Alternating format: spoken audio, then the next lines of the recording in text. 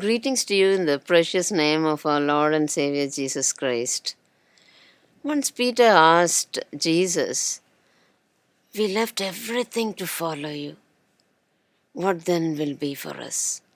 Jesus told him about the reward he was going to get and that in the end he would also have eternal life. Then Jesus said something which is very important. But many who are first will be last, and many who are last will be first. And to explain this, Jesus told the parable of the landowner who hired some people to work in his vineyard, to whom he promised to pay the wage of 1 denarii. And people were hired at the 3rd hour, the 6th hour, and the 11th hour. And when the work was done in the end of the day, he paid their wages, starting from the people who were hired last, going on to the people who were hired in the beginning. And the wage that he had promised them, he did pay.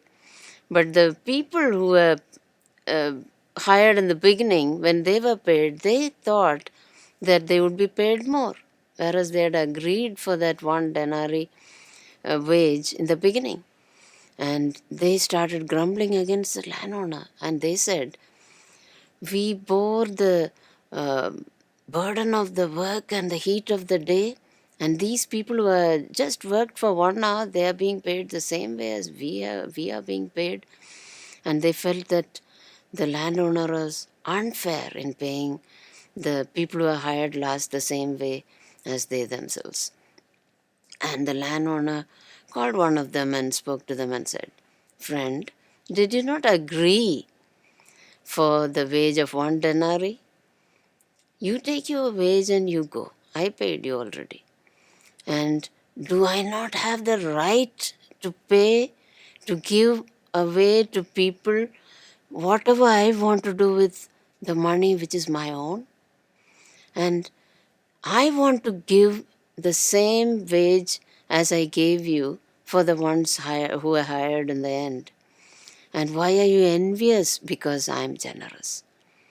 And then Jesus said, "So the last will be first and the first last." My friends, in our life of following the Lord Jesus, are we feeling somewhere along the way that God is unfair? Seeing the people around us on whom God is gracious and merciful and kind, we feel that God is unfair and we have some grievance against God. It's God Himself who reconciled with us. Jesus came to earth to reconcile with man so that the man and God relationship which was broken and gone could be reconciled once again. And that is the message of Christmas. And now, after starting the journey with Jesus, are we having some problem in following Him just because we feel God is generous on others? And my friend, remember how the elder brother of the lost son was found behaved. When the celebration was going on, the dad of the house felt that celebration should be done because the lost son was found. The elder brother was very angry. He felt the younger brother should be punished rather than celebrate when he came back. And because of it, he didn't want to join the celebration. But what did the father say? "My son, you're always with me, and all that is with me is yours. We had to celebrate because your brother was lost and he was found. He was dead and he was alive again."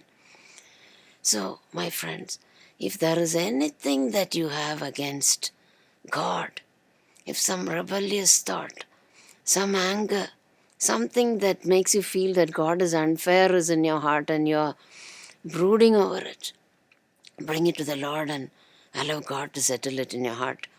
Even though these doubts and thoughts that God is unfair is coming in your heart, still don't quit following the Lord. In the journey, all along the way, as you hear God speak to you, all these doubts will flee away, and you will keep continuing being with the Lord. Let that be the way you follow walking with God. Thank you for joining. We'll meet again.